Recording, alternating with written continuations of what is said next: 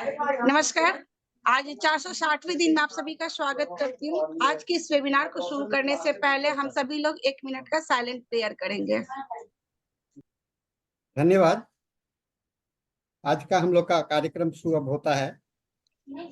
हाँ सर, सानी सर आज के गेस्ट स्पीकर को इंट्रोड्यूस करेंगे। हाँ, मैं करूँगा।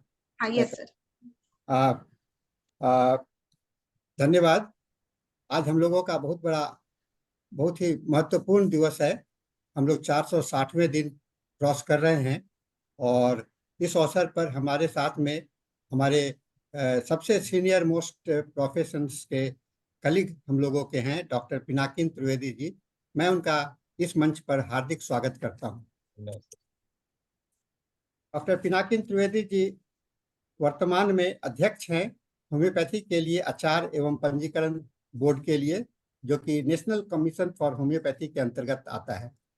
डॉक्टर पिनाकिन त्रिवेदी जी एक बहुत ही प्रतिभाशाली और बहुत ही महत्वपूर्ण पद पर आसीन होकर के आज पूरे देश में हम लोगों के लिए रजिस्ट्रेशन और आचार संहिता का प्रारूप तैयार कर रहे हैं। और इसी क्रम में इनको हम लोगों ने आमंत्रित किया है कि आज हम लोगों के ऑडियंस को ये बताएं कि किस तरह से आचार संहिता को लागू करना है और कैसे इसके अभी जो वर्तमान में continuous medical education for professionals के लिए जो अभी चर्चा चल रही है और जिस पर ये कार्यरत है, कार्यशील हो चुके हैं, तो इसके संबंध में भी हम लोगों को जानकारी दें। मैं थोड़ा सा परिचय देना चाहूँगा डॉक्टर पिनाकिन त्रिवेदी जी का। डॉक्टर पिनाकिन त्रिवेदी जी पूर्व निदेशक हैं श्रीमती ए.जे. सावला होम्योपैथिक मेडिकल कॉलेज मेहसाना के रहे हैं। ये पूर्व डीन हैं होम्योपैथिक फैकल्टी और हेमंताचार्य उत्तर गुजरात विश्वविद्यालय के कार्यकारी परिषद और शैक्षणिक परिषद के सदस्य और एमडी गाइड हेमचंद्र उत्तर गुजरात विश्वविद्यालय। ये पूर्व सदस्य हैं केंद्रीय होम्योपैथिक परिषद का, जो पहले था, और वहाँ उसी संस्थान के अंतर्गत ये पीजी शिक्षा समिति के अध्यक्ष रह चुके हैं। और इनके अंतर्गत इनके कार्यकाल में मुझे याद है, मैं भी उस समय में था, इनके कार्यकाल में पीजी का जो रेगुलेट हुआ था वह बहुत ही महत्वपूर्ण है और आज हम लोग उसको फॉलो कर रहे हैं। ये पहले प्रिंसिपल भी रह चुके हैं सरकारी होम्योपैथिक मेडिकल कॉलेज और अस्पताल सिद्धपुर में, और होम्योपैथी के लिए अभी वर्तमान में आचार संहिता बोर्ड के हैं। डॉक्टर, ये मैं थोड़ा सा परिचय देना चाहूँगा आचार संहिता बोर्ड के विषय में। होम्योपैथी के लिए आचार एवं पंजीकरण बोर्ड का गठन राष्ट्रीय होम्योपैथिक आयोग अधिनियम 2020 के धारा 18 के तहत एवं स्वायत्ता बोर्ड के रूप में किया गया था, जो अधिनियम में निर्दिष्ट कार्यों को करने के लिए आयोग की समय से में देखरेख में है। होम्योपैथी के लिए आचार एवं पंजीकरण बोर्ड में होम्योपैथी के अनुशासन एवं अध्यक्ष के 2 और सदस्य होते हैं और इसके अंतर्गत सदस्यों का निर्वाचन मनोनीत किया गया है। तो आइए आज हम लोग इस विशेष कार्यक्रम में हम अपने आज के महत्वपूर्ण और स्पीकर्स को मैं उनसे रिक्वेस्ट करूंगा इस समारोह का उद्घाटन भी करें और इसके ऊपर में अपना की नोट्स भी एड्रेस भी दें। Over to you, Dr. Sir. Yes, sir. Dr. Yeah. Thank you very much, sir. I officially declared the program inaugurated just now, and I am very thankful to Dr. M.K. Sahni, sir, my senior teacher and colleague in Central Council of Homeopathy. We have worked together a lot more in education committee, as well as under his guidance. I was able to work in education committee of Central Council of Homeopathy during 2012 to 2015. And later to that, I was given the responsibility of PG Education Committee as a chairman. So I learned a lot from Dr. M.K. Sahni. Actually, first time I have the exposure of this international forum for promoting homeopathy, Dr. Sahni sir. So I will be very pleased to be online in this virtual seminar.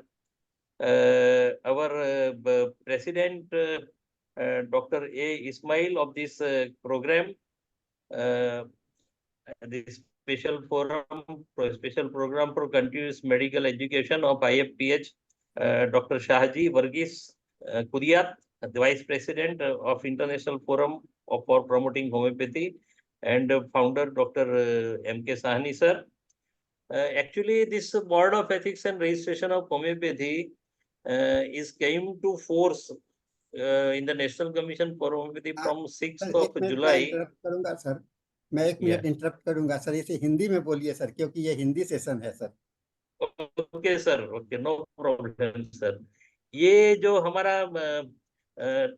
BRH board of ethics and registration for homoeopathy जो आचार संहिता and पंजीकरण board है, वो 5 जुलाई 2021 को राष्ट्रीय homeopathy आयोग जो act NCH act 2020 के अंतर्गत बना है, और उसमें मुझे सबसे पहले प्रेसिडेंट बनने का सौभाग्य प्राप्त हुआ है।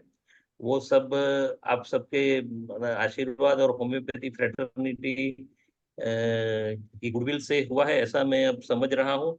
और होम्योपैथी में बेसिकली बहुत सारे चेंजेस, ये जो नए हम रेगुलेशन इसके अंतर्गत रजिस्ट्रेशन के और कोड ऑफ एथिक्स के नेशनल राष्ट्रीय होम्योपैथी आयोग के द्वारा किए गए हैं, उसमें हमने 2 रेगुलेशन पारित कर दिए हैं कि जो अब ऑलरेडी इफेक्ट में आ गए हैं। 14 दिसंबर 2022 से ये manner of preparation of national register for homeopathy and code of ethics and code of ethics जो रेगुलेशन है, वो दोनों 14 दिसंबर 2022 को गवर्नमेंट ऑफ इंडिया के गैजेट में छप चुके हैं, और ये अभी आज के दिन में लागू है। उसमें बहुत सारे नए चेंजेस जो होम्योपैथी फ्रेटर्निटी को ध्यान में रखते हुए हमने किए हैं। जो केंद्र सरकार की पॉलिसी है वन नेशन वन रजिस्ट्रेशन, तो वो पॉलिसी हमने इसमें ये नए रेगुलेशन में इंट्रोड्यूस करी है। अभी जो हमारे होम्योपैथिक प्रैक्टिशनर को पूरे देश में जहाँ पे उनका मूलभूत रजिस्ट्रेशन है वहां पे रजिस्ट्रेशन कराना है, वो कैंसिल नहीं कराना है। पहले हमको दूसरे कोई स्टेट में रजिस्ट्रेशन कराना था या प्रैक्टिस करनी होती थी तो मूल रजिस्ट्रेशन कैंसिल कराना पड़ता था। उसके अंतर्गत ये रजिस्ट्रेशन अभी कैंसिल नहीं करवाना पड़ेगा। और भी पहले 5 साल में, पहले कई बोर्ड्स में कई स्टेट में ऐसा था कि लाइफ टाइम रजिस्ट्रेशन का प्रावधान था, कि जो इस रेगुलेशन में हमने कैंसिल किया है कि अभी हर 5 साल में आपको रजिस्ट्रेशन अपडेट कराना पड़ेगा। क्योंकि कई सारे रजिस्ट्रेशंस जो पुराने लाइफ टाइम थे उनका बहुत दुरुपयोग हो रहा था। उनके नाम पे और उनके उन्हीं रजिस्ट्रेशन सर्टिफिकेट पे बहुत सारी जगह पे जो भी लोग प्रैक्टिस भी कर रहे थे, और वो जो गलत हो रहा था उसको रोकने के लिए ये 5 साल में अपडेशन करना पड़ रहा है और किया है, वो लागू हो गया है। अभी मुख्य बात पे मैं आ रहा हूँ, जो आज का सब्जेक्ट डॉक्टर साहनी सर ने मुझे दिया है कि आपको कंटिन्यूअस मेडिकल एजुकेशन पे बोलना है। एक कंटिन्यूअस मेडिकल एजुकेशन का फोरम है, उसमें मैं कंटिन्यूअस मेडिकल एजुकेशन पे बोलूंगा, वो कुछ नई और थोड़ी और बात लग रही है मुझे। ये आपका तो बहुत पुराना है, 460वां ये कंटिन्यूअस मेडिकल एजुकेशन है। उसके फोरम में importance of continuous medical education मैं शायद ही उसको जस्टिफाई कर पाऊंगा, लेकिन मैं कोशिश करूंगा क्योंकि मुझे जिम्मेदारी दी गई है। कंटिन्यूअस मेडिकल एजुकेशन का जो प्रावधान अभी हमने सर्कुलेशन में रखा है, जो अभी बहुत नजदीक के भविष्य में आने वाला है, और हर एक होम्योपैथिक डॉक्टर को ये 5 साल के बाद उनके रजिस्ट्रेशन या प्रैक्टिस के लिए जो अपडेशन कराना है, उसमें उनको ये कंटिन्यूअस मेडिकल एजुकेशन के थ्रू हर 5 साल में कुछ क्रेडिट जमा करनी पड़ेगी। उसका संपूर्ण स्वरूप अभी फाइनल नहीं हुआ है, वो डिस्कशन में है, तो आप भी अपना कंट्रीब्यूशन उसमें दे सकते हैं। डॉक्टर साहनी सर तो उस कमिटी जो हमने बनाई है इसकी गाइडलाइन तैयार करने की, उसके सदस्य भी हैं और उनका सुझाव हमने ऑलरेडी रिसीव कर लिया है। ये जो कंटिन्यूअस मेडिकल एजुकेशन है जो हम सब एक या दूसरे तरीके से करते हैं, लेकिन बहुत सारा मास हमारा जो होम्योपैथी रजिस्टर्ड डॉक्टर्स का बहुत सारा मास ऐसा है कि जो इसका मतलब इस कंटिन्यूअस मेडिकल एजुकेशन का पार्ट नहीं हो पाया है, या तो हम उनको खींच नहीं कर सकते हैं या उनके कुछ ना कुछ प्रॉब्लम्स रहते हैं। लेकिन अभी आज का जो युग है, अभी जो एरा चल रहा है, उसमें बहुत नए नए डिजीजेज आ रहे हैं, नई नई ट्रीटमेंट आ रही है, बहुत कुछ मतलब बदल रहा है। और मेडिकल फील्ड ऐसा, अभी दोपहर को डॉक्टर साहनी सर मुझे बात कर रहे थे कि जब पढ़ रहे थे इन 70s, तो ग्रेज एनाटॉमी इतनी छोटी थी और अब आज की तारीख में ग्रेज एनाटॉमी में इतने सारे बदल आ गए हैं कि मतलब वो उठाने के लिए 2 लोगों की जरूरत पड़ती है। तो इस प्रकार से जो भी मेडिकल साइंस में नए नए रिसर्चेस होते हैं, नए नए बदलाव आते हैं, anatomy is a basic structure, तो हम सबको मालूम है कि उसमें तो, लेकिन उसमें भी बहुत सारे नए शोध और नए मतलब इंटरप्रिटेशंस और वो बहुत कुछ मिल रहा है। तो ये जो कुदरत ने हमारा शरीर बॉडी जो बनाया है, उसको पढ़ने के लिए अभी और भी सालों निकलने वाले हैं, दशकों निकलेंगे, शायद युगों भी बीत जाएंगे। लेकिन ये सतत पढ़ते रहना एक मेडिकल प्रैक्टिशनर की, या जानते रहना एक मेडिकल प्रैक्टिशनर के लिए बहुत इम्पोर्टेंट है। इसलिए ये रेगुलेशन का पार्ट बन रहा है। अभी कुछ ही दिनों में इसका गैजेट में भी आ जाएगा कि हर एक होम्योपैथिक प्रैक्टिशनर जो प्रैक्टिस करना चाहता है, उनको 5 साल में कुछ क्रेडिट इकट्ठे करने पड़ेंगे कि जिनसे वो 5 साल के बाद अपना रजिस्ट्रेशन रिन्यू करवा सके। तो बिल्कुल ये उद्देश्य और आपका जो सब्जेक्ट है, वो दोनों चीज का तालमेल बिठा के डॉक्टर साहनी साहब ने आज ये कार्यक्रम में मुझे बोलने का मौका दिया है। शायद ये प्लेटफॉर्म मुझे भी ये रेगुलेशन बनाने के लिए बहुत उपयोगी रहेगा, ऐसा मुझे अब लग रहा है। तो इसके सभी सदस्यों को भी मैं, अभी सदस्य जो भी अभी जुड़ रहे हैं, बहुत सारे लोग इसमें जुड़े हैं मीटिंग में, वर्चुअल मीटिंग में, तो उन सब का भी contribution is always welcome at national commission for homoeopathy. अब मैं मूल विषय पे आता हूँ, the continuous medical education for professionals by president BERH। तो कंटिन्यूअस मेडिकल एजुकेशन की definition we knows everybody, we have to, हमको हमारा जो मेडिकल एजुकेशन है उसको मेंटेन करना है, जो हमारा नॉलेज है मेडिकल नॉलेज, उसको हमको मेंटेन करना है। तो हर रोज कुछ न कुछ मतलब पुरानी चीजें भी जो हम कॉलेज के दिनों में जो हमारा नॉलेज जिन चीजों से बना है, उसको भी रिवाइव करना है, उसको एनहेंस करना है, आगे बढ़ाना है। तो हमारा कंटिन्यूस मेडिकल एजुकेशन के रास्ते से हमको हमारा नॉलेज मेंटेन करना है, उसको आगे बढ़ाना है, और उसमें जो भी medical knowledge, skill and competency, उसके आधार पे नॉलेज बढ़ा के हम हमारी स्किल्स एंड कॉम्पिटेंसी को आगे बढ़ाना मांगते हैं। तो एक कंटिन्यूस मेडिकल एजुकेशन का बहुत ही सिंपल सा डेफिनेशन, कॉम्प्लिकेटेड नहीं, बहुत ही सिंपल सा डेफिनेशन ये है कि we want to increase the skill and competency through enhancing our knowledge, and we want to maintain whatever knowledge we gained earlier. तो अभी जो CME का नीड है वो, स्क्रीन शेयरिंग चालू है ना sir? This screen is visible for everybody? Yes, sir. Yes, sir. Yes, sir. Yes, sir. Okay. It's visible. तो एक जो नेशनल मेडिकल कमीशन है, they people have also made it compulsory since 2023। तो उसको उन्होंने भी कुछ बहुत सारी चीजें अभी नई नई रखी है इसमें। तो ये हमारे CME का जो नीड है वो प्रैक्टिस ऑफ मेडिसिन जो कंटिन्यूअसली चेंज हो रहा है, नए नए डिजीज आ रहे हैं, नई नई पैथोलॉजी भी हमको अभी मिल रही है, जैसे कि मतलब नए नए इन्वेस्टिगेशंस, नए नए रिसर्चेस, नए नए डिजीज भी आ रहे हैं बाहर। डिजीज जो जिनकी हमको कारण पहले पता नहीं था, वो अभी आ रहा है, जैसे कि वो 19वीं सदी में ऑर्गेनिज्म मतलब बैक्टीरिया, उसके बाद में एंटीबायोटिक का जो भी रिसर्च हुआ, और उसके बाद में होम्योपैथी का भी बहुत सारा मतलब नुकसान हो गया, तो वो हम सबको मालूम है हिस्ट्री में। तो जो 200 साल की अगर हिस्ट्री होम्योपैथी के इन्वेंशन के बाद भी अगर देखे, तो उसके बाद भी इतनी सारी मेडिसिन के फील्ड में चेंजेस आ गए हैं कि ये मतलब जो भी चेंजेस आए हैं वो large advances are being made with regard to new evidences received for the disease causation, pathogenesis, diagnostic procedure. सब पहले एक्सरे होता था, अब सोनोग्राफी होता था, बाद में सीटी स्कैन होने लगा, तो radiological investigation, MRI, PET scan, बहुत सारे, मेमोग्राफी।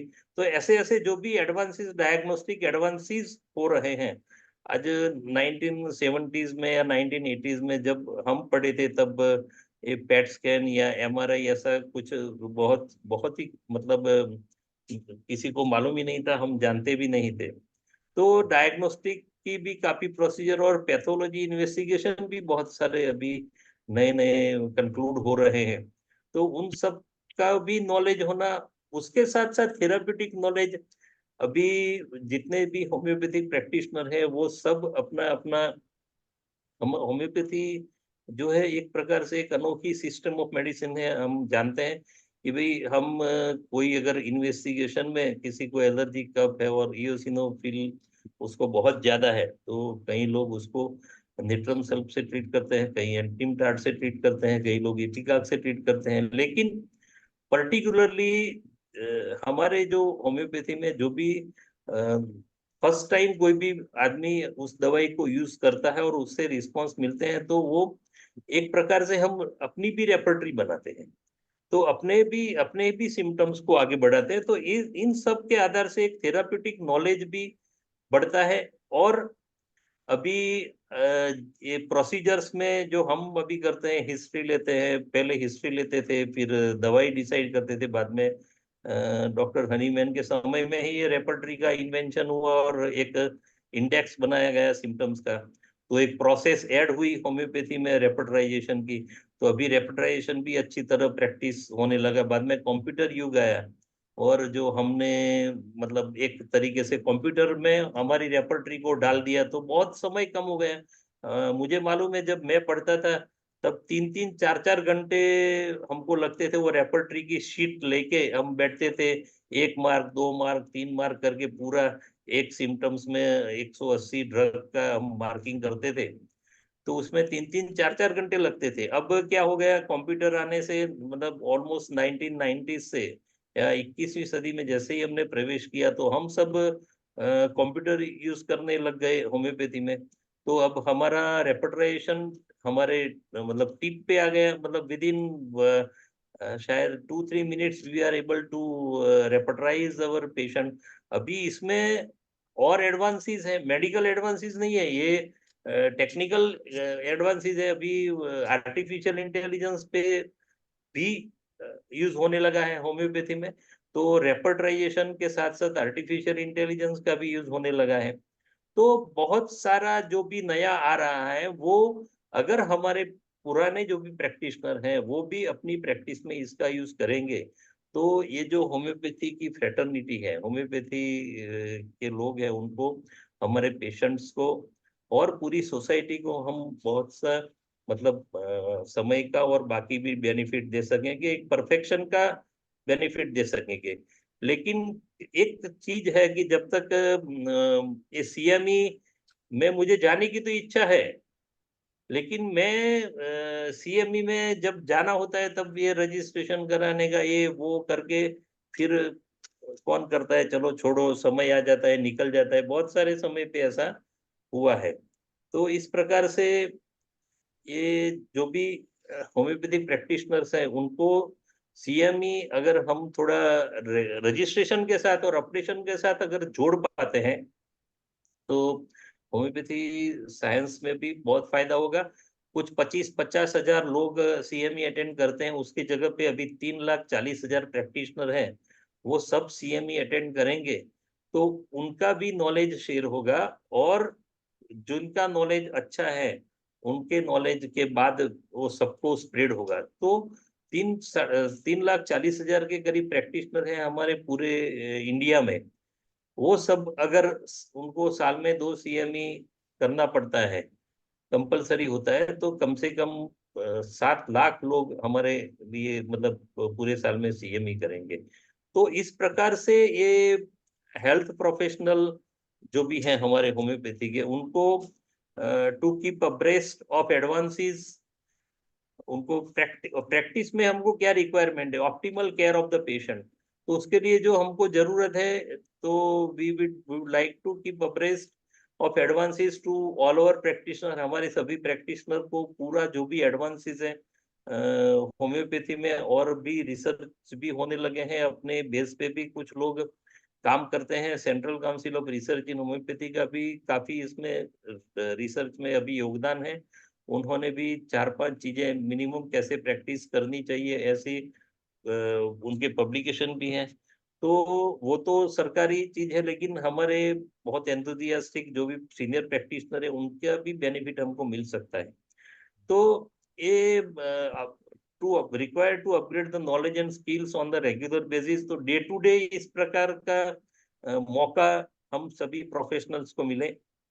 हम सभी प्रोफेशनल जो भी एविडेंसेस हमको मिलेंगे उसको इवेल्युएट करें, और उसके बाद उसको मतलब we shall be need to evaluate evidences in order to make informed choices about the validity of available option related to healthcare। तो ये मतलब बड़ी बड़ी बातें हैं, लेकिन प्रैक्टिकल ऑप्टिमल केयर पेशेंट को किस चीज के लिए मिलना चाहिए हेल्थ प्रोफेशनल के थ्रू, तो सीएमई के द्वारा ये पॉसिबल हो सकता है। इसका एक एग्जाम्पल अभी मैं बोलता हूँ कि अभी जो कोविड-19 हुआ हमारा होम्योपैथी में, उसका बहुत सारा आर्सेनिक आल्प को पहले होम्योपैथिक डॉक्टर ही जानते थे। अब पूरी दुनिया आर्सेनिक आल्प को जानने लगी है, और शायद जिनको होम्योपैथी जिंदगी में नाम भी नहीं सुना था, ऐसे लोग भी आर्सेनिक आल्प की डिमांड कोविड-19 के दौरान, आर्सेनिक आल्प चला, हमारा एस्पिडोस्पर्मा चला, बहुत सारी मतलब कैम्फर भी चला, सेपिया भी चला। वी नो एवरीथिंग, दी 5, 6 और 8, 10 ड्रग्स वेर वेरी कॉमन। हर एक लोगों के साथ मतलब उसके ओपिनियन शेयर होते थे, सोशल मीडिया पे भी चलता था।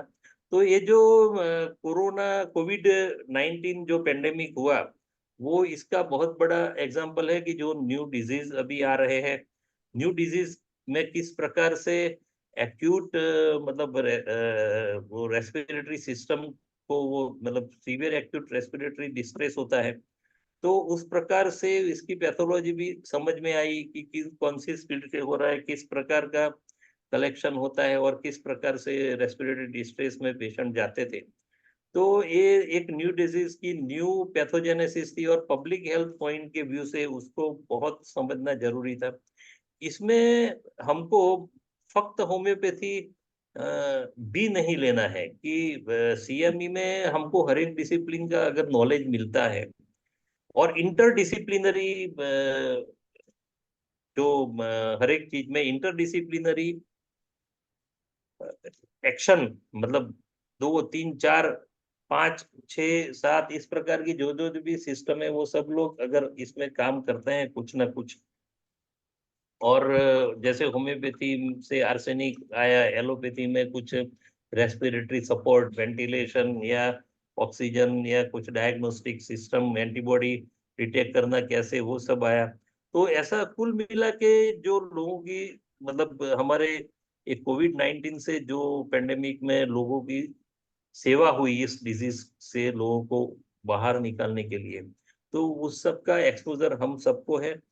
तो इस प्रकार के कोई भी अगर इवेंट्स नेशनल या इंटरनेशनल लेवल पे होते हैं, तो हमारा कंट्रीब्यूशन भी होना चाहिए और इसका नॉलेज भी आगे बढ़ना चाहिए। तो इस प्रकार से ये सीएमई में इस प्रकार के पॉइंट्स भी हमको लेने चाहिए। सीएमई में कुछ न्यू टेक्नोलॉजीज के साथ न्यू बायोएथिकल इश्यूज भी आते हैं। फिर वी हैव टू मतलब ensure the compliance to existing guidelines also need to grapple with emerging bioethical issue. ये भी एक हर एक प्रोफेशनल को मतलब अपने बायोएथिकल इश्यूज के साथ जो भी अभी हो रहा है लेटेस्ट अभी वर्ल्ड में हम देखेंगे तो एंटीबायोटिक का यूज धीरे धीरे रिस्ट्रिक्ट हो रहा है। इंडिया में एंटीबायोटिक्स का बहुत मिसयूज हो रहा है। जैसे मतलब उस टाइम पे कुछ लोग क्रिटिक्स ऐसा भी बोलते थे कि आर्सेनिक आल्प का बहुत यूज नहीं करना चाहिए, वो रीनल हेल्थ के लिए अच्छी ड्रग नहीं है। वो नहीं जानते थे कि ये तो पोटेंटाइज फॉर्म है। तो इस प्रकार से अब एंटीबायोटिक्स जो बैक्टीरिया के लिए रेजिस्टेंस डेवलप होने लगा है और इंडिया में भी उसके लिए मतलब हेल्थ डिपार्टमेंट जो है मिनिस्ट्री ऑफ हेल्थ अभी उसके लिए एक्शन में है। तो नई टेक्नोलॉजी नई दवाइयाँ उसके साथ साथ कुछ बायोएथिकल इश्यूज उसका कॉम्प्लायंस वो भी हमारे प्रैक्टिशनर को समझाने की जरूरत है। तो to understand compact the biological issue for specific area clinical medical research public health medical education से रिलेटेड जो भी उसके भी मतलब वो भी सब हमारे मेडिकल प्रोफेशनल को समझने की जरूरत है। तो ये फक्त मेडिकल मॉडर्न मेडिकल साइंस को समझ साइंस के प्रैक्टिशनरों के लिए नहीं है, हर एक के लिए है। क्योंकि जो भी कोड ऑफ एथिक्स और अभी फ्यूचर में जो होने वाला है कंज्यूमर मतलब हमारे जो होम्योपैथी के डॉक्टर्स के पास से हमारे पेशेंट के साथ बहुत ही अच्छे रिश्ते होते हैं और मीठी दवाइयाँ क्योंकि देते हैं हम, तो पेशेंट के साथ भी अच्छे रिश्ते होते हैं। लेकिन फिर भी अभी मैं देख रहा हूँ पिछले कुछ सालों में होम्योपैथी डॉक्टर के अगेंस्ट में अनएथिकल मतलब ये ग्रीवेंसीज बहुत बढ़ रहे हैं। जो भी प्रैक्टिस ठीक से नहीं कर रहे हैं, प्रिस्क्रिप्शन नहीं दे रहे हैं, कुछ एलोपैथिक प्रैक्टिस भी हो रही है, साथ साथ होम्योपैथी के डॉक्टर्स भी दे रहे हैं। कुछ होम्योपैथी डॉक्टर्स से कुछ पेशेंट को ठीक नहीं होता तो वो भी कंज्यूमर उसमें जा रहे हैं, वो भी रजिस्ट्रेशन के लिए अगेंस्ट प्रैक्टिस कर रहे हैं। तो जो जो लॉज होम्योपैथी प्रैक्टिशनर के रजिस्ट्रेशन और उसको मेंटेन करने के लिए जानना जरूरी है, उसका भी इम्पोर्टेंट है। वो उसके लिए भी हमारा कंटिन्यूस मेडिकल एजुकेशन इम्पोर्टेंट है। अभी पब्लिक हमारा जो है मतलब पूरे दुनिया में because of this Google and internet दो हमारे मोबाइल पे है, सब पूरी दुनिया का नॉलेज अभी पब्लिक का अवेयरनेस बहुत बढ़ रहा है हेल्थ रिलेटेड इश्यू में। पब्लिक का एक्सपेक्टेशन भी बढ़ रहा है उसके साथ साथ हेल्थ प्रोफेशनल्स के पास से। तो हेल्थ प्रोफेशनल को ये एसेंशियल हो जाता है कि अपनी develop ability of communication with their peers patients and public at large to ensure the maintenance of public trust. तो हमको मतलब हमारा एटीट्यूड कैसा होना चाहिए, how we should deal with the patient, how shall we communicate, हमको कैसे patient के साथ कम्युनिकेट करना चाहिए, कैसे बातें करनी चाहिए, पेशेंट को कैसा पेशेंट का विश्वास या पब्लिक का ट्रस्ट हमारे साथ होना चाहिए। इस प्रकार का भी ये जरूरी है हमारा प्रैक्टिशनर का नॉलेज होना। तो थोड़ा short and sweet importance of CME जो मैंने थोड़ा राइट अप किया है। Staying current, the medical field evolves rapidly with new researches, treatment and technologies. CME ensure the healthcare professional to stay updated with this advancement, enabling them to provide the best possible care. So staying current for the medical professional, improving patients care. तो जो up to date knowledge हमारा रहेगा, skills हमारे पास latest up to dated रहेगी, तो that leads to better patient outcome. And CME helps practitioner the implement the latest evidence based practices and protocols enhancing the patient safety and treatment efficacy. Treatment efficacy, that is now becomes a challenging part for homeopathy. क्योंकि पहले ऐसा था कि नहीं, homeopathic दवा अच्छा है, लेते रहो। एक जॉब्स भी मैंने सुना था कि बस लेते रहो, गोली मीठी है, असर होती नहीं है, होती है जो भी है। तो इस प्रकार के मतलब जो भी है, लेकिन ट्रीटमेंट एफिकेसी अभी नए जो भी है लेटेस्ट, उसमें हमको देनी ही पड़ेगी। साथ में professional growth, continuous medical education provides opportunities for skill enhancement and career advancement. It allows healthcare provider to learn new technique, gain additional certification and keep their professional licenses active. तो 5 साल में हमको कितना क्रेडिट लेना है उसका भी knowledge होना चाहिए। और एडिशनल सर्टिफिकेशन, अभी हम क्लिनिक भी एक्रेडिएशन होने लगे हैं, तो होम्योपैथी के क्लिनिक भी एक्रेडिएशन होने चाहिए। NABH या जो भी एक्रेडिएटिंग अथॉरिटीज हैं, उनसे होम्योपैथी के लिए भी अभी प्रोविजन हो गया है। क्लिनिकल एस्टेब्लिशमेंट एक्ट भी मेजोरिटी ऑफ स्टेट में इम्प्लीमेंट हो चुका है, उसमें होम्योपैथी क्लिनिक का रजिस्ट्रेशन भी जरूरी है। कई जगह पे ये मालूम नहीं है हमारे प्रैक्टिशनर को कि हमको कितने एक्ट लागू होते हैं। तो वो भी ये रेगुलेशन में है कि कम से कम हमको 15 एक्ट ऐसे हैं जो होम्योपैथी प्रैक्टिशनर को कहीं ना कहीं से इफेक्ट करते हैं। तो उसका नॉलेज भी हम प्रैक्टिशनर को एटलीस्ट होना चाहिए। एंड दूसरा है compliance and standards. Many medical boards and professional organization require ongoing education for license and certification. CME ensures that practitioners meet these regulatory requirements and adhere to industry standard. तो compliance and standards through CME. Ethical practice, अभी आज के दिनों में ethical practice की आवश्यकता है कि एथिकल कोड जो हमारे हैं उसका नॉलेज भी होना चाहिए, और किस प्रकार से हमारी प्रैक्टिस अनएथिकल हो जाती है। नोइंगली अगर होती है तो बहुत बड़ा मतलब गलत बात है, लेकिन कई बार unknowingly people are not knowing that they are doing unethical practice, although तो उसका नॉलेज नहीं है, इसलिए वो अनएथिकल प्रैक्टिस करते हैं। तो एक्चुअली ये एथिकल प्रैक्टिस के लिए जो रेगुलेशन बने उसका नॉलेज भी हर एक के पास होना चाहिए। Continuous learning and demonstrate a commitment to professional excellence and ethical responsibility, it helps build trust with the patient. एक बात मैं बोलना चाहूँगा कि अभी जो नए एथिक्स है उसमें हर एक पेशेंट अगर प्रिस्क्रिप्शन मांगता है तो होम्योपैथी डॉक्टर को प्रिस्क्रिप्शन देना जरूरी है। It is compulsory to become a transparent for all the homoeopathy doctors. If a patient demands a prescription, then we are supposed to provide the prescription within 72 hours. दूसरा एक changes जो अभी जरूरत है हमारे होम्योपैथी फ्रेटर्निटी को, कि dispensing का जो पहले कोई लीगल प्रॉब्लम भी हुआ था यूपी में कि होम्योपैथी डॉक्टर के पास ड्रग लाइसेंस नहीं है करके कुछ रेड बेट्स हुए थे, लेकिन homeopathy doctors being a qualified homeopathy can keep homeopathic drug with him and keep dispense homeopathy drug from his own clinic. तो डिस्पेंसिंग इज तो सोनली अलाउड बाय दिस रेगुलेशन, तो उसमें अभी कोई प्रश्न नहीं रहा है, वो भी रेगुलेशन का पार्ट बन रहा है। तो adaptation to change, CME prepares healthcare professional to respond to new and emerging health threats such as pandemic and novel disease, provide the knowledge and skill necessary for effective collaboration across the various healthcare discipline.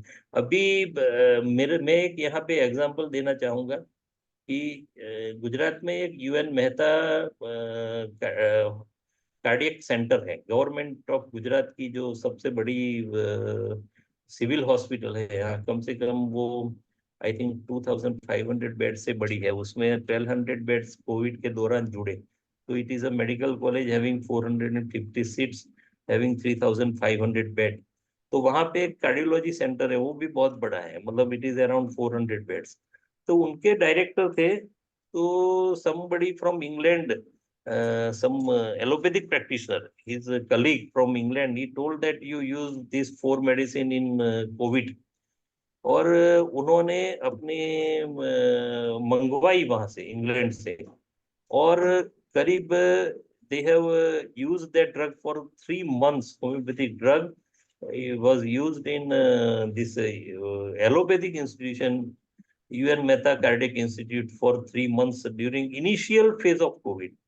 तो मतलब allopathy वाले भी professionals हमको accept करते हो, और together with allopathy and homoeopathy कई बार मतलब कोई वेंटिलेटर सपोर्ट है, ऑक्सीजन का सपोर्ट है, तो modern medicine knows better than us the requirement, even the technical specification of ventilator and everything. We are not having that much knowledge, but actually उसके लिए भी हमको हमारे प्रोफेशनल्स को जो भी ऑक्सिलरी मैनेजमेंट है डिजीज का, उसके लिए भी उनको सीएमई में लाना चाहिए, जिसका स्किल भी हमको डेवलप होना चाहिए, उनको प्रैक्टिस भी कराना चाहिए. क्योंकि जो मतलब 1970s या 1980s में जो लोग इवन एलोपैथी के भी डॉक्टर है मॉडर्न मेडिसिन के, वो भी नहीं सीखे, वो सीख रहे हैं अभी, वो कहीं पे भी सीख रहे हैं. वो वहां पे उनका इंडियन मेडिकल एसोसिएशन है, वो कॉन्स्टेंटली इस प्रकार के सीएमईज कर रहा है. जो भी नई चीजें आती है वो तुरंत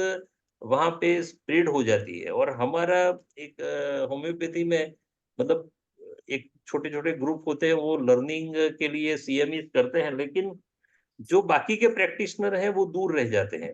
तो ये ऑनगोइंग एजुकेशन है, उससे एक मतलब हमारी फैकल्टी के प्रोफेशन सबको हम अंदर लाएंगे, उनको भी पर्सनल सेटिस्फेक्शन होगा कि हम कुछ सीखे, उससे नॉलेज शेयर होगा, और रिसर्च एंड प्रैक्टिस में काफी इम्प्रूवमेंट आएगा, और collaboration in research and practice भी हो जाएगा. तो ये बेसिकली सीएमई की इम्पोर्टेंट पॉइंट्स है, क्यों सीएमई चाहिए. अभी मैं थोड़ा आगे बढ़ रहा हूँ. सीएमई का की एस्पेक्ट अभी के संदर्भ में क्या है, टुडेज रेफरेंस.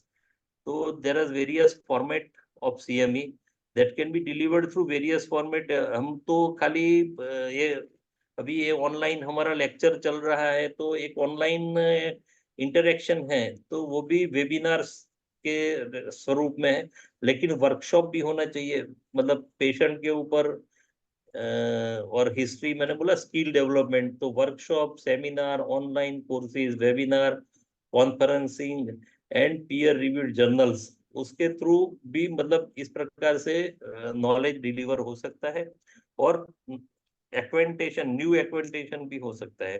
तो this variety allows health care professional to choose the most convenient. अगर कोई मतलब कहीं पे ट्रैवल नहीं कर सकते हैं, कोई सेमिनार या वर्कशॉप में नहीं आ सकते हैं, तो वेबिनार का भी प्रोविजन होना चाहिए. These are the different format where CME can be delivered. interdisciplinary learning, as I have told that we shall even call the expert of different disciplines. Yoga है, आयुर्वेदा है, नेचुरोपैथी है, मेडिकल डिसिप्लिन से भी expert आने चाहिए. और मतलब हम जानते हैं कि भाई कुछ भी कोई पेशेंट अगर क्रोनिक रीनल डिजीज है, क्रोनिक किडनी डिजीज सीकेडी, तो उनकी डाइट रिस्ट्रिक्शन, उनका बहुत सारी मतलब चीजें जो हम डिटेल में नहीं पढ़े हुए होते हैं, वो भी सीएमई के द्वारा हमको, अगर कोई स्पेसिफिकली सीकेडी में प्रैक्टिस होम्योपैथी का डॉक्टर करता है तो उनको मालूम रहता है, बाकी सबको नहीं मालूम रहता है. तो इस प्रकार से उनका भी एक्सपर्टाइज है, उनका भी हमको बेनिफिट लेना चाहिए. तो इंटरडिसिप्लिनरी लर्निंग भी होनी चाहिए, interdisciplinary education. We should foster the collaboration and knowledge sharing among the different healthcare field. As I told you that we are having different Ayush systems in our country only. So Siddha is one of the system which is available in south of India. Then Ayurveda, our 5,000-year-old medical science, जो हमारा heritage है.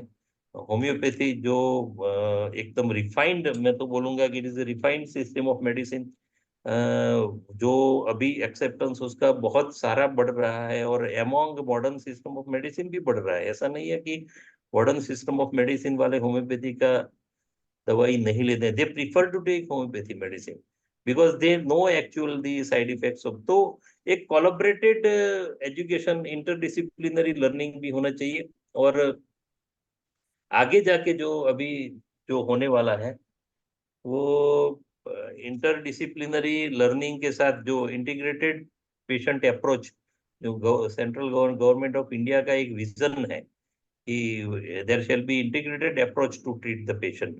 तो अभी जो wellness centre बन रहे हैं उसमें एलोपैथी के साथ सभी Ayurveda, homeopathy, yoga, naturopathy, physiotherapy सबको अंडर वन रूफ लाने की बात है। तो वो इंटरडिसिप्लिनरी लर्निंग से बहुत स्पेसिफाई हो जाएगा। न्यू एजुकेशन पॉलिसी का भी है कि इंटरडिसिप्लिनरी लर्निंग होना चाहिए। अगर कोई डेंटिस्ट्री का स्टूडेंट है और होम्योपैथी पढ़ना चाहता है, अपनी डेंटल केयर में होम्योपैथी को ऐड करना चाहता है, अभी वेटरनरी एंड होम्योपैथी तो बहुत openly and on the officially चल रहा है। केरल में वेटरनरी साइंस ने होम्योपैथी को एज अ थेरापेटिक मोड पे गवर्नमेंट के लेवल पे भी एक्सेप्ट किया है और ट्रेनिंग भी चल रहा है। तो ये भी एक इम्पोर्टेंट बात है। तो ये थोड़ा अभी सब्जेक्ट से डिफर हो जाऊंगा मैं, क्योंकि सीएमई मेरा बेसिकली, मैं अभी इंफॉर्मेशन कलेक्ट कर रहा हूँ कि जो आगे सीएमई हम होम्योपैथ्स के लिए रजिस्ट्रेशन के लिए जो कंपलसरी करने जा रहे हैं उसमें हमको कैसे क्या क्या गाइडलाइन बनानी है। तो अभी ये जो इंफॉर्मेशन है, तो online and virtual learning, we know this mobile through different apps now it's an era of artificial intelligence। तो CME मतलब स्मार्टफोन और टैबलेट में भी एक्सेसिबल है।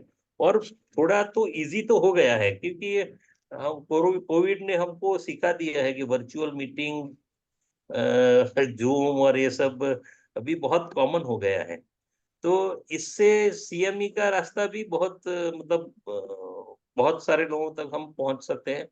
हो सकता है थोड़ा इंटरेक्शन में दिक्कत आए, लेकिन कुल मिला के अभी रिसेंट एडवांसमेंट जो हो रहे हैं, आर्टिफिशियल इंटेलिजेंस, मोबाइल का यूज और virtual meetings, zoom meetings like that, तो ये सीएमई के लिए रिसेंट एडवांसमेंट हमको बहुत हेल्पफुल रहेंगे। और इन सब चीज़ों का हमको करना चाहिए सीएमई में। Interactive and simulation based learning, that is also one kind of learning. उसमें सिमुलेशन टेक्नोलॉजी का यूज होता है। और ये एनसीएच ने अभी जो नया सिलेबस इंट्रोड्यूस किया है उसमें सिमुलेशन लैब भी बनाए हैं, हर एक कॉलेज को बनाने हैं सिमुलेशन के, और उसके ऊपर हमारे स्टूडेंट सीखेंगे। फिर micro learning is one of the way which can be used in CME for delivering a content in small and easily digestible segment. तो ये सब चीजें, short videos, quiz and case studies कैसे मतलब दिखाना है, छोटे छोटे matter of minutes, and that makes a learning more manageable and continuous. बहुत सारे लोगों का इंफॉर्मेशन हम बहुत सी छोटे समय में, थोड़े समय में दे सकते हैं। तो recent advancement CME, these are also a type of CME. We can arrange games oriented, incorporating games like elements into CME. So interaction थोड़ा हो जाता है उसमें, such as point based and leader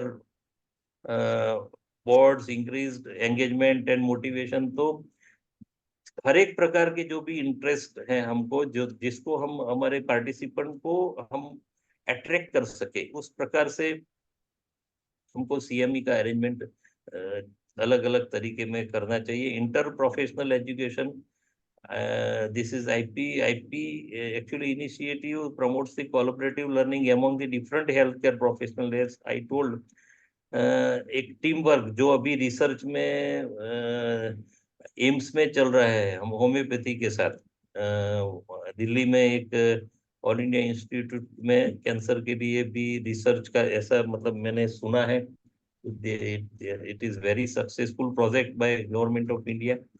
तो इस प्रकार से सीएमई में भी इंटर प्रोफेशनल एजुकेशन एक ही सब्जेक्ट रहे और उस पे हर एक सिस्टम के लोग उसमें बोले, तो हर एक सिस्टम उसमें पर्टिकुलरली क्या कंट्रीब्यूट कर सकता है, कई बार ऐसा होता है कि acute and emergency care allopathy में अच्छी होती है, क्रॉनिक और इम्यूनोलॉजिकल मतलब नीड जहाँ पे होती है वो होम्योपैथी में अच्छी होती है, और कई चीजें yoga and naturopathy and ayurveda भी डिलीवर कर सकता है।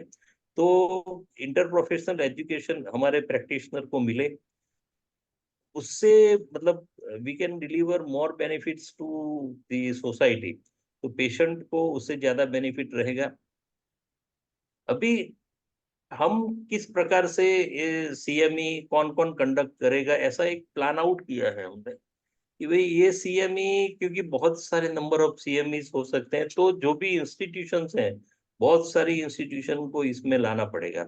एनसीएच भी कर सकता है, NCH recognize state government institution कर सकते हैं, कुछ रिसर्च ऑर्गेनाइजेशंस ये सीएमई कर सकते हैं, गवर्नमेंट ऑर्गेनाइजेशन जो हेल्थ केयर से डीलिंग करते हैं वो भी कर सकते हैं, नेशनल इंस्टीट्यूट जो government of India and government of state government की है वो भी कर सकती है, स्टेट होम्योपैथिक मेडिकल काउंसिल कर सकती है, स्टेट गवर्नमेंट मतलब government and non government private colleges भी कर सकती है, registered professional bodies and association है वो भी कंडक्ट कर सकते हैं। तो मैंने पहले ही बोला कि एक साल में हमने 7.5 लाख लोगों को सीएमई, 2 सीएमई, 3,40,000 लोगों को 2 सीएमई करानी है, तो ऑलमोस्ट 7 लाख लोगों को सीएमई करानी है। अगर एक सीएमई में हम मिनिमम या मैक्सिमम पार्टिसिपेंट 500 to 1000 भी रखें, तो नंबर ऑफ सीएमईज का पूरे इंडिया में मास में अरेंज करना पड़ेगा, उसके सब्जेक्ट भी डिसाइड करने पड़ेंगे। तो ये डिफरेंट डिफरेंट ऑर्गेनाइजेशन का उसमें हमको हेल्प लेना पड़ेगा कि जो नॉन प्रॉफिट मेकिंग ऑर्गेनाइजेशन है, जो गवर्नमेंट ऑर्गेनाइजेशन है, मिनिमम एक्सपेंडिचर में जो ये डिलीवर कर सके, इस प्रकार से ऑर्गेनाइजेशन को हम देंगे सीएमई कंडक्ट करने के लिए। तो ये भी हमारा अभी मतलब सीएमई के लिए सोच है।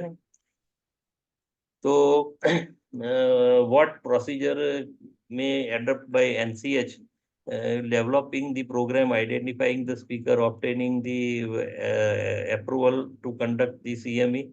तो एक कोई भी अगर कोई एनजीओ या कोई भी इंस्टीट्यूशन को अगर सीएमई की रिस्पॉन्सिबिलिटी मिलती है तो उनको कुछ प्रोग्राम स्पीकर आइडेंटिफाई करने पड़ेंगे, अप्रूवल लेनी पड़ेगी, फिर इंफॉर्मेशन हर एक उनके एरिया के जो भी प्रैक्टिशनर है उनको पहुंचानी पड़ेगी, उनका रजिस्ट्रेशन लेना पड़ेगा, सीएमई कंडक्ट करनी पड़ेगी, फीडबैक ऑब्टेन करना पड़ेगा, और एक रिपोर्ट स्टेट काउंसिल और सेंट्रल एनसीएच को देना पड़ेगा। इस प्रकार का एक स्ट्रक्चर, एक फॉर्मल स्ट्रक्चर हम बनाने जा रहे हैं कि जो सीएमईज किस प्रकार से, जो भी इंस्टीट्यूट सीएमई करेगी वो कैसे करेगी। ये मैं डिस्कशन के लिए बोल रहा हूँ कि सब अपने अपने विचार इसमें मतलब हमारे साथ हमारी ऑफिशियल वेबसाइट से हमारा मेल आईडी लेकर अपने कर सकते हैं, हमको अपने सुझाव भेज सकते हैं। बहुत ही कम दिनों में मतलब कमिंग वीक और 2 वीक ये गाइडलाइंस फाइनल हो जाने वाली है, तो आप तुरंत अपना सुझाव भेजें। तो प्रैक्टिशनर्स के लिए उसमें मतलब क्या है कि practitioner is required. Sorry Sir. To interrupt you sir, हमारे पास ओनली 5 to 6 मिनट्स बचे हैं। Okay madam, then okay CME practitioner के लिए क्या गाइडलाइन है? दीपमाला जी कंटिन्यू करेंगे, दीपमाला जी कंटिन्यू करेंगे। Practitioner is required to reflect. You can continue, sir. Okay sir, thank you very much. ये थोड़ा एक आउटलाइन किया है प्रैक्टिशनर्स को, मतलब क्या बेनिफिट हो सकता है उससे। तो practitioner is required to reflect his or her own professional needs.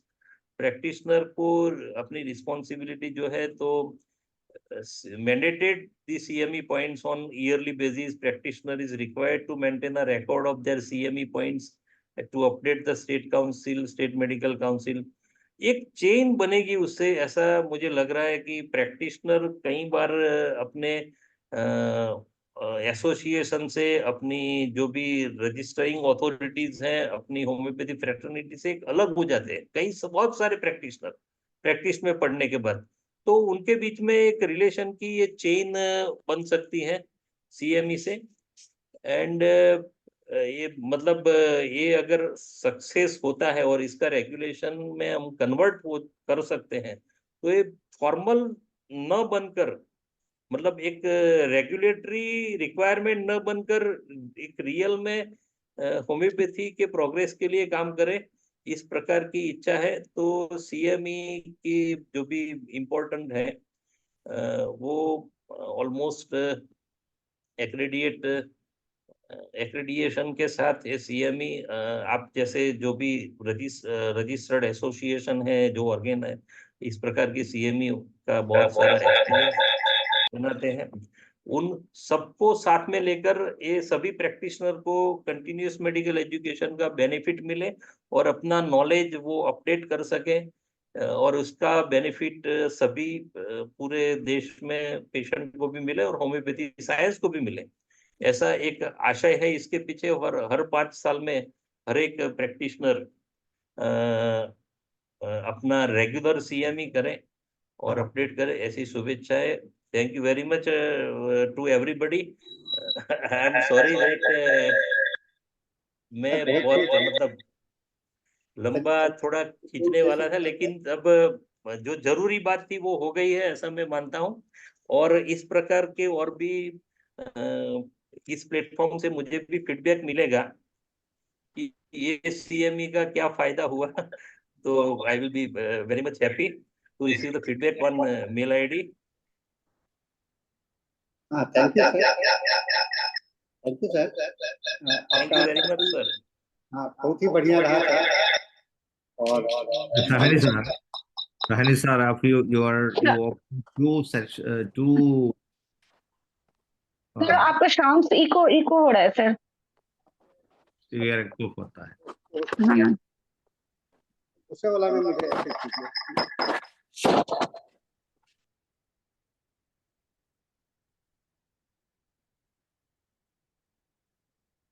Sir sir unmute yourself yes. ना इसमें नहीं हो Sahani रहा sir, you have to close one Sir, of I the think, sir, I think you are connected by two devices. That's why. दूसरे device से आप करिए ना, दूसरे डिवाइस से कीजिए। Yes, sir. डिवाइस Just को ओपन कर दीजिए। नेट कट गया था। yes, sir. Wait a minute. Sir, actually, I am not host. I am co-host. Dr. Manoj, kindly co-host. Make co-host Dr. M.K. Sahni. He's already co-host. No sir. No. In on other device. He is also connected on other devices. Anyway, stand by. MK Sahani. You can connect me on MK Sahani.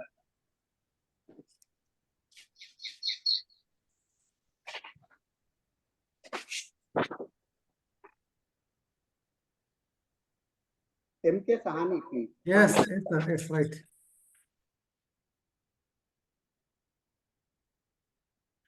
Dr. Manoj. Yes, please. So now, आज का session हम लोगों के लिए सबसे ज्यादा fruitful है। हम लोग तो सीएमई कर ही रहे थे, लेकिन इस सीएमई प्रोग्राम को जो एक रेगुलेशंस और रजिस्ट्रेशंस के एक तहत करना है, इसके बहुत अच्छा गाइडलाइंस हम लोगों को मिला है और फ्यूचरिस्टिक विजन भी हम लोगों को मिला है, जो हम लोगों के लिए बहुत ही महत्वपूर्ण है।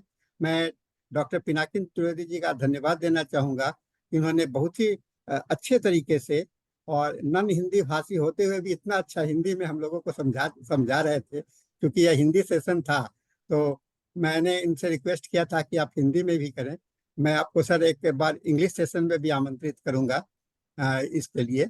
और इसके साथ में मैं जो अपने वाइस प्रेसिडेंट डॉक्टर साजी कुदियत जी को रिक्वेस्ट करूंगा कि वो अपना एक मैसेज दें। Doctor Saji Kudiyat, now you are handed over to you. Thank you. You are also non-Hindi, but you can speak Hindi. Yeah. हम आदरणीय डॉक्टर पिनाकल त्रिवेदी जी, अध्यक्ष आचार्य एवं पंजीकरण बोर्ड राष्ट्रीय होम्योपैथी आयोजक आयोग डॉक्टर इस्माइल सेठ सर, IUPH का अध्यक्ष डॉक्टर MK साहनी सर, मेरे मित्र, प्रिय सहयोगियों और प्रतिभागियों, IUPH के निर्बाध दैनिक हिंदी जूम मीटिंग सत्र की इस विशेष समारोह के अवसर पर मेरा कर्तव्य सभी लोगों को IUPH के बारे में एक संक्षिप्त परिचय देना है, जो अंतर्राष्ट्रीय, राष्ट्रीय और स्थानीय स्तर हिंदी भाषा क्षेत्र में भी हमारी ऐतिहासिक रूप से महत्वपूर्ण होम्योपैथी को प्रचार गतिविधियों में शामिल हुए हैं। IUPH का गठन महामारी कोविड-19 के समय किया गया था, जब वायरल संक्रमण की रोकथाम, उपचार और पुनर्वास में होम्योपैथी की वास्तविक संभावनाओं को स्वस्थ अस्तित्व के लिए इसके लाभकारी उपयोग के लिए मानवता और दुनिया भर में जागरूकता के लिए अच्छी तरह से प्रचारित नहीं किया गया था। एक तरफ से मैं डॉक्टर शाहजी वर्गीस कुडियात, वर्तमान उपाध्यक्ष और एक होम्योपैथी प्रेमी शुभचिंतक इंजीनियर सलाहुद्दीन ने होम्योपैथी लवर्स फोरम HLF शुरू किया, जो बाद में global homeopathy lovers forum GHLF में बदल गया। इसके साथ ही दूसरी ओर से केरल से कुछ अन्य होम्योपैथी डॉक्टरों जैसे doctor Anil Kumar TP, doctor Shafiq S, doctor Shri Bilal के साथ डॉक्टर रवि नायर सर आदि जैसे प्रतिष्ठित होम्योपैथिक डॉक्टरों के साथ कुछ वीडियो बनाकर वायरल संक्रमण के खिलाफ होम्योपैथी को बढ़ावा देना शुरू कर दिया।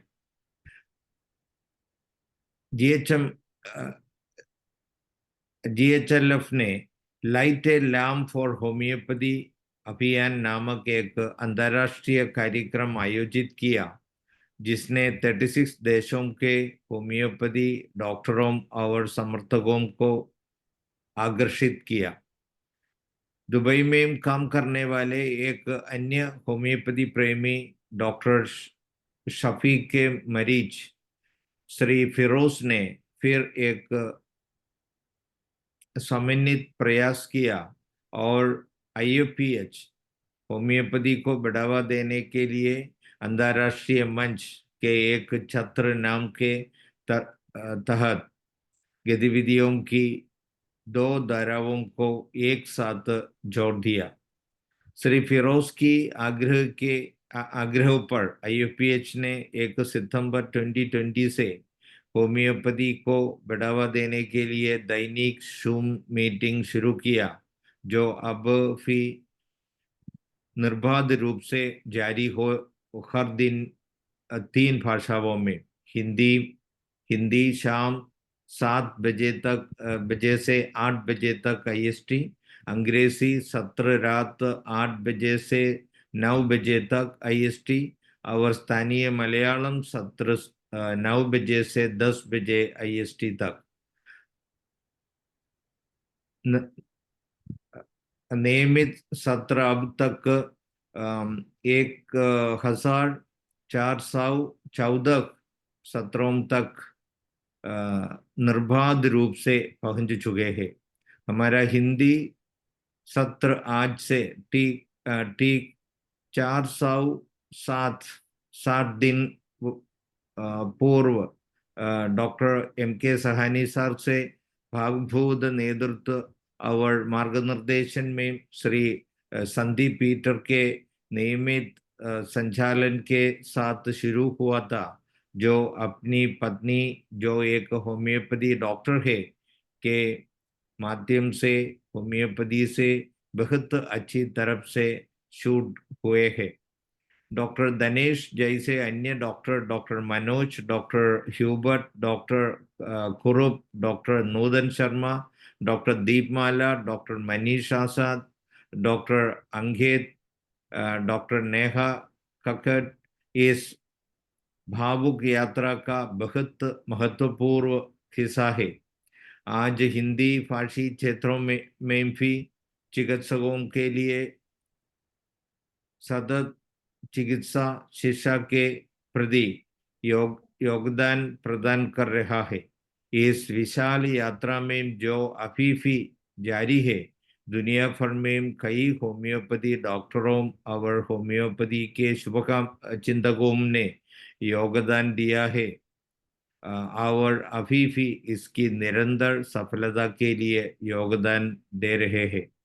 इस बड़े दृष्टिकोण और यात्रा के लिए समन्वयकों से लेकर पोस्टर निर्माताओं, वीडियो संपादकों और अपलोडरों से लेकर प्रतिभागियों से लेकर दर्शकों आदि तक ठीक IOPH को बधाई, धन्यवाद।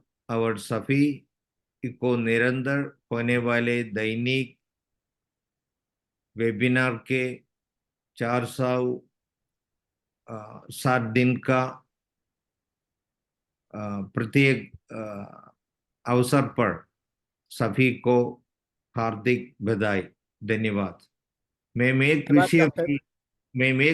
विषय भी डॉक्टर पिनकल के श्रद्धा में चलता चाहता है। I will speak in English for my better communication. Doctor, I think Dr. Pinnacle is here. I wish to say that prescription given to the patient need to be discussed among the homeopathy doctors, because that the National Commission of Homeopathy declare every homeopathy doctor should give prescription to the patient. That can also create a lot of troubles as the patient go themselves buy and take medicine.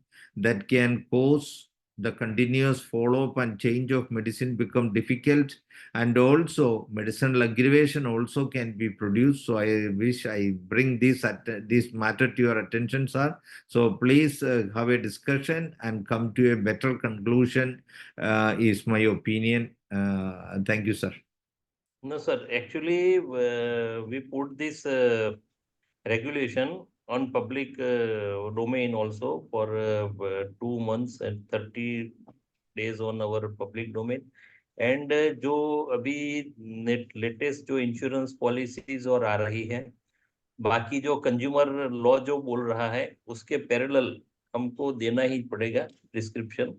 We are supposed to give the prescription. It is a right of patient to have the prescription. We can instruct the patient, or we can give instruction printed on our prescription that this prescription may not be repeatedly taken by the patient. Same prescription shall not be taken, and a pharmacist or pharmacy shall not sell the medicine without the date, seeing the date on the prescription.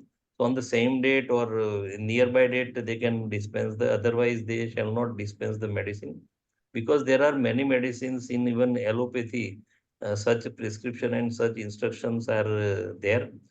Actually, it is a need because we are criticized earlier that what homeopathy doctors are giving, that we cannot say. So somewhere actually we got some allegations related that the steroids are given or many things. What medicines a doctor are giving, A, B, C, like that we used to write in our prescription, and that was actually legally it was not possible to hide the medications which the patient is getting. Patient is supposed to know what he is given. That is a right of the patient. He should not misuse the medicine. That is also one side of the matter, that prescription is whether given or not. But it is a clear-cut